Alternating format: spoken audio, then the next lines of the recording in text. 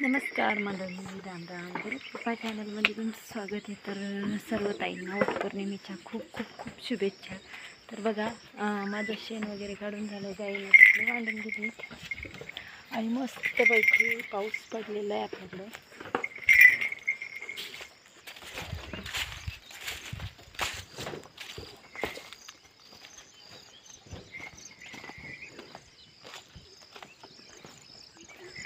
तर छानपैकी आपल्याकडे पाऊस पडला आहे. काल आपली मिरची पूर्ण उचलून मोकळी झाली आणि काल पेटून पण दिलं. असं असतं, कारण पाऊस अगोदर पडला असतं तर आपली मिरची खूप अशी अवघड गेली असती जमा करायला. काल असं पूर्ण गंज मारून पेटून दिली, वावर पूर्ण मोकळं झालं.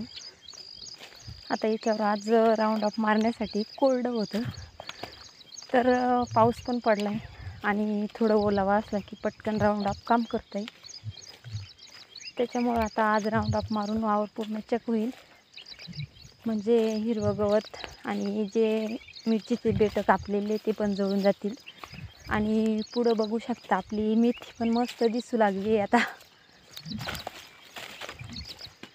2 दिवस सारखे सट फिरवलेत स्प्रिंकलरचे.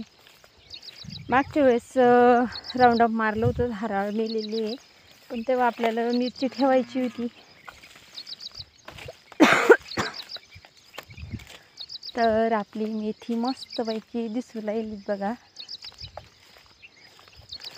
पाहू शकता आपली मेथी मस्त पूर्ण अशी दिसू लागली. आज 4था दिवशी पण मेथी उगून आली. तर अशी असते पाण्याची कमाल. 2-3 दिवस चढ बदलून बेजारी आणि 1-1.5 तास पाऊस आला आणि जिकडे तिकडे ओलं चिंब. तर अशा प्रकारे असते पावसाची मज्जा. पूर्ण एकदम मेथी अशी मस्त उगून आली आहे. तर चला, शुभ सकाळ सर्वांना. तर बाय. अजून दूध काढायचं आहे बाकी. तर चला.